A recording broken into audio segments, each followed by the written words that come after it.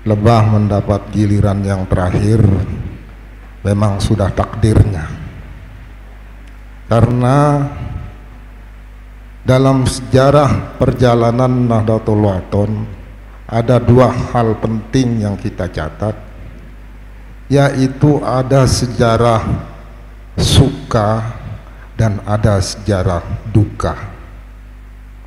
Alhamdulillah wa syukurillah, lebah selalu kebagian dukanya saja. Kenapa lebah selalu kebagian dukanya? Karena setiap sesuatu menjadi masalah dulu baru jadi bagiannya lebah. Sebelum dia bermasalah, lebah ontek-ontek naik saja di rumah. Jadi ketika dia menjadi masalah, maka menjadi urusan lebah, dukanya saja. Tapi syukur alhamdulillah, ber-NW itu menjalankan duka juga ternyata nikmat dan ibadah. Macam cara kita cari pahala. Nah, seperti itu. Bapak Ibu saudara-saudara sekalian, semua sejarah yang telah diceritakan oleh narasumber terdahulu tadi itu adalah fakta sejarah. Oleh lebah itu dibuat menjadi legal opini namanya, pendapat hukum, fakta yang diceritakan tadi, kemudian diangkat menjadi legal action, dieksekusi dalam sebuah badan peradilan menjadi keputusan hukum. Maka cerita tadi yang disampaikan oleh semua narasumber itu disebut fakta hukum, boleh diceritakan kemanapun, dimanapun, kepada siapapun, karena bisa dipertanggungjawabkan secara hukum. Itu cerita tadi. Semua cerita itu telah kita ajukan sebagai fakta hukum dalam sebuah persidangan. Jadi bukanlah cerita di pinggir jalan, bukan sama sekali. Ya, bukan tergodek-godek. Jadi kalau sudah sejauh itu, maka Nahdlatul Wathon ini nampaknya sudah berjuang di jalan-jalan yang banyak lika-likunya, termasuk sampailah ke ranah hukum. Hal yang mungkin beliau Al-Mukarram dua ini dulu waktu masih ma'had tidak pernah bayangkan NW itu mau berhukum-hukum, mau ke pengadilan-pengadilan, nggak ada. Yang ada dalam pikirannya kita mau belajar ngaji, mau dapat ilmu. Nggak pernah terbayang. Tiba-tiba di 2014 di sana sudah mulai menyelesaikannya di ranah hukum. Luar biasa. Yang dihadapi oleh Nahdlatul Wathon itu bukan ama kangkung yang tinggal di bawah bagi. Dia kapasitasnya sebagai gubernur. Dia orang-orang hebat. NW ini apa? Yang dikirim cuma lebah. Bagaimana kalau dia kirim gajah NW ini? Lebah dikirim menang. Kalau gajah yang dikirim perang, peak dia semua di sana kan. Apalagi macan yang dikirim. Lebah kecil sekali menang. Itulah karomahnya NW. Nampaknya NW ini tak akan tergoyahkan sampai kapanpun. Sudah dicontohkan kekuatan besar ingin mengangkangi NW, ingin mencaplok NW dengan cara yang tidak dikehendaki oleh NW, tidak mampu. Apa kurangnya kalau orang sudah punya kuasa? Orang punya uang lagi punya kuasa. punya wanita cantik-cantik. Apa kurangnya? Yang tidak punya saja yang kurang, ya kan? Tapi apa yang terjadi? NW tetap dalam lindungan yang maha kuasa. Ada jalur lain lagi selain jalur hukum, silakan. Lagu wajib kalah, wajib. Buktinya apa? Mereka hengkang dari NW. Hengkang tidak pernah diusir. Apa namanya itu? Kalau kita pergi dari rumah karena diusir itu kan terhormat. Tapi kita pergikan diri, apa namanya itu? Itu orang pergi lari, meninggalkan rumahnya. Kalau lebah pergi dia tinggalkan rumahnya, tapi kembali bawa madu. Nah itu. Sampai begitu, kalau ada orang mau berbuat durhaka kepada Nahdlatul Wathon, dibuang oleh Nahdlatul Wathon, bukan oleh kita. Dibuang. Mau contoh? Mau contoh? Tidak perlu karena kalian sudah tahu itu. Pura-pura aja mau, padahal sudah tahu. Itu contoh. Ya.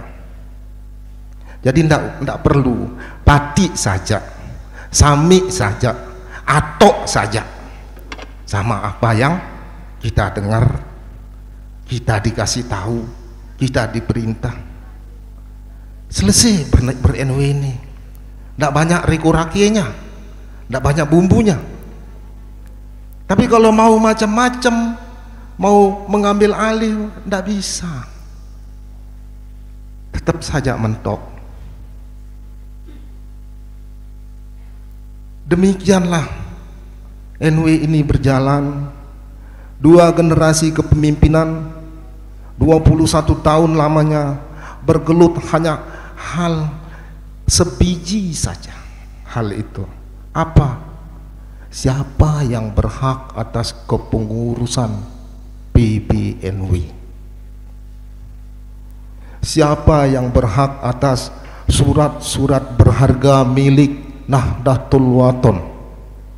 Dari tahun 98, sejak belum walk out dari Muktamar Peraya, sudah ngaku saya yang berhak. Yang di dalam sudah ngaku kami yang berhak. Semua ngaku. Itu dipegejuhkan, pegejuh, sampai datang kekuasaan Allah memberikan kebenaran melalui pengadilan. Pengadilan hanya jalannya saja. Dikasih tahulah semua halayak rame yang ada di muka bumi ini, itu yang benar, itu yang sah. Selesai. Tapi itu 21 tahun. Bukan waktu yang singkat. Dalam pada itu NW juga membangun fisik. Tertatih-tatih, pindah ke sana, pindah ke sini, terus dalam keadaan seperti itu. Kalau Tulap ini nangis kalau begitu menghadapi situasi seperti itu, yakin saya nangis. Udah nggak dapat makan, nggak punya rumah, bingung, nangis kan? Enggak, NW enggak. Dalam keadaan seperti itu, ditekan politik, ditekan kekuasaan, ditekan ekonomi, semua aspek menekan. Mahatnya rarat, lari ke sana kemari, terus seperti ada yang membimbing jalan. Kalian dapatkanlah hari ini Nahdlatul Wathon seperti ini. Hari ini kalian dapat seperti ini. Tapi dulu kalian tidak bayangkan bahwa ada Nahdlatul Wathon di Kalijaga. Bagaimana rupanya mahatnya diajar, bagaimana caranya tuan gurunya, terus bagaimana Prof Sekjen diuber rarat kiri kanan, tuan guru Muzayin ditempeleng, di apa, dipancorkan, kan kalian tidak pernah tahu. Oleh karena itu tentu kalian generasi berikutnya yang akan melanjutkan angka 69 ini sampai angka 500 nanti itu, sampai kiamat ke anak cucu kalian, tentu harus lebih dari itu. Ini 69, itu ke 69 sudah diantarkan sama Pak Dr. Mugeni, sama Prof. Sekjen, sama Pak Samsur Rijal. Yakin kalian mereka akan antar sampai 100? 100? Loh, panjang sekali umurnya Pak Mugeni. Nggak yakin, nggak yakin. Maka pindahlah ke kalian, generasi penerus, bukan muslimat. Kalau muslimat sudah di levelnya di atas kalian itu. Nah, ini yang penting. Akibat dari perebutan kekuasaan, makar, tahu nama makar? Gagal makar, gagal kudeta. Ada kudeta di dalam NW ini, ada makar di dalam NW,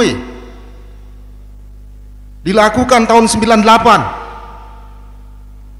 Karena ada kudeta, karena ada makar, itu disebut upaya makar, upaya kudeta. Maka ada 2 kepengurusan. Pernah tahu ada 2 kepengurusan di PBNW? Pernah tahu? Satu di mana? Satu di sini, satu di itu NW namanya, dua-duanya. Di sini ngaku NW, di sana juga ngaku NW. Nah, setelah ada putusan hukum yang menentukan bahwa ternyata Umuna yang sah, jadi ketua umum PBNW berdasarkan Muktamar 10 NW di Praia tahun 1998. Baru orang bingung.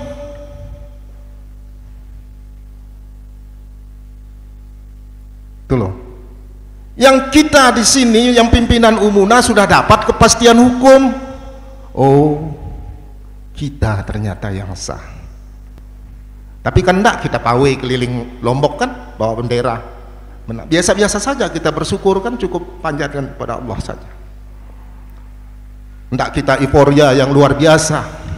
Enggak kita hujat-hujat orang di medsos, kamu kalah, kan enggak pernah juga. Kan enggak pernah begitu kita.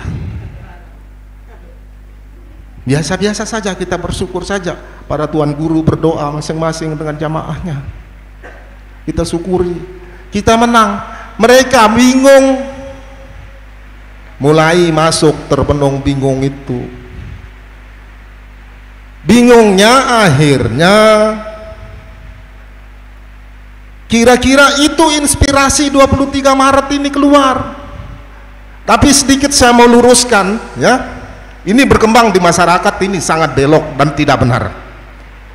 Bahwa peristiwa 23 Maret bukan kesepakatan atas persetujuan PBNW untuk berdirinya NWDI, bukan.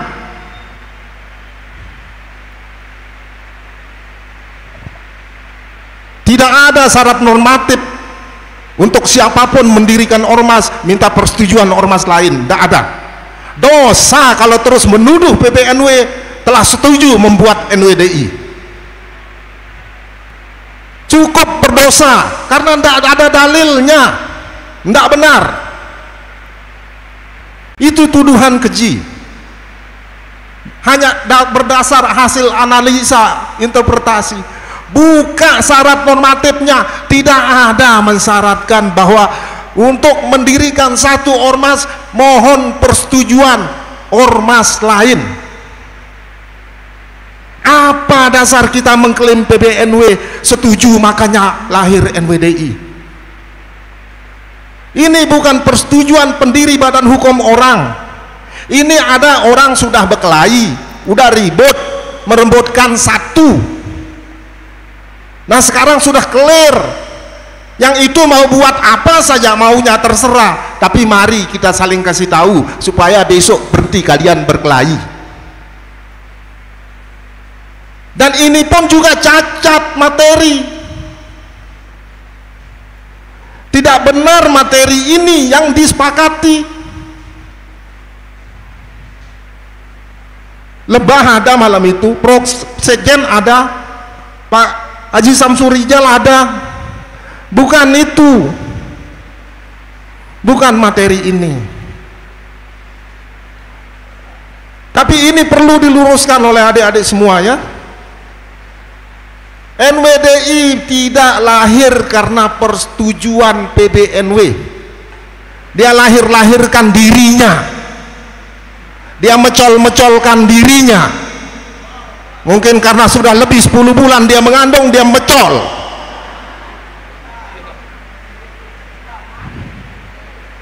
Udah tidak tahan. Jadi bukan karena persetujuan PBNW. Dosa kita. Tidak ada dalilnya sama sekali. Tidak masuk akal, tidak logis. Ini yang harus kita luruskan. Di medsos kadang saya baca, kenapa sih PBNW itu harus setuju? Loh, mau setuju mau tidak setuju, orang mau buat ya buat saja. Tidak ada permohonan persetujuan. Jadi harus diluruskan. Dan bukan kewenangan PBNW untuk menyetujui lahir ormas atau tidak lahir ormas baru. Jadi berhentilah kita menuduh, apalagi yang tidak ada dasarnya sama sekali. Dosa, apalagi ini pimpinan pengurus besar. Jadi bisa dengar nih? Bisa? Saya yang tidak bisa dengar. Nah, susah kalau gini.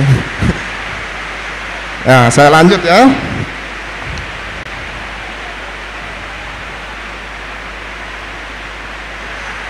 Kemudian setelah ada kepastian hukum, lahirlah NWDI. Dipikirkan oleh dirinya, dicetus oleh dirinya, didiskusikan, dimusyawarahkan oleh dirinya. Tapi ingat, NWDI yang lahir itu adalah ormas berbadan hukum. Lahirnya tanggal 23 Maret tahun 2021. Pendirinya Ummu Raihanun, Tuan Guru Majdi, Tuan Guru Yosep, Umi Rauhun, sorry saya ralat, Umi Rauhun, Tuan Guru Majdi, Tuan Guru Yosep, Tuan Guru Yusuf. Itu 3 pendirinya. Jadi tidak ada kaitan dengan NW. NWDI ormas, ya, catat ini, NWDI ormas tidak lahir dari rahim Kiai Hamzan Wadi. Sekali lagi supaya adik-adik ingat sampai era, NWDI ormas 2021 tidak lahir dari rahim Kiai Hamzan Wadi. Hanya satu, seperti bahasan Abah Soleh tadi, hanya satu ormas yang pernah dibuat oleh Bapak Maulana Syekh, oleh Kiai Hamzan Wadi, yaitu Nahdlatul. Tidak ada 2. Kalau ada 2 palsu satunya, pasti palsu, karena tidak ada 2. Gampang sekali kita mikir. Tidak ada 2. Jadi mau dibolak-balik seperti apapun, bahwa dia punya hubungan histori, bahwa dia hubungan emosi dengan Nahdlatul Wathon, tidak ada. Apalagi dengan NWDI Madrasah, apalagi dengan NWDI Madrasah, tidak ada hubungan sama sekali. Kesamaan nama iya, betul. Tiang sama juga nama tiang dengan Rasulullah Muhammad, nama tiang, tapi tiang bukan Rasul. Sumpah ini lillah lagi, sama namanya, kesamaan nama, iya. Itu ini yang harus kita pahami, sehingga kita tidak bisa dibawa pikir ke sana kemari oleh narasi-narasi yang tidak benar, tidak sama sekali. Ini dokter banyak larut, bingung saya, apa perlu di S1 lagi?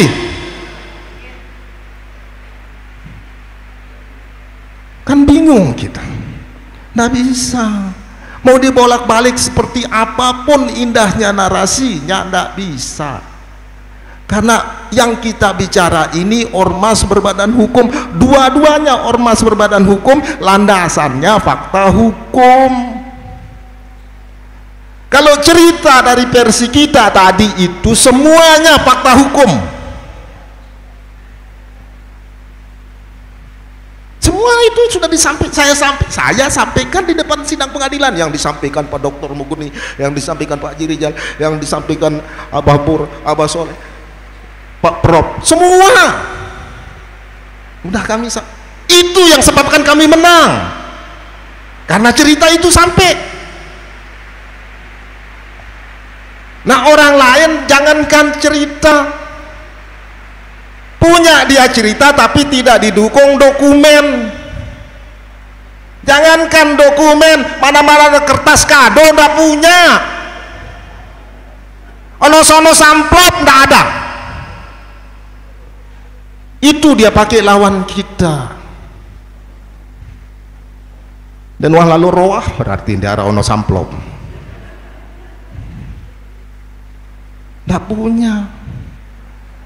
Nah ini ya, ini supaya kita pahami betul, kita ini sudah 69 tahun, kita akan menjadi kuat 67, 68, 100, 200, 300 dengan mengetahui sejarah kita. Kekuatan kita ada di sejarah. Jas merah katanya Soekarno, jangan sekali-sekali melupakan sejarah. Begitu juga dengan NW, jas merah juga, jangan sekali-sekali melupakan sejarah. Kalau kita lupa sejarah, dibelokkan kita.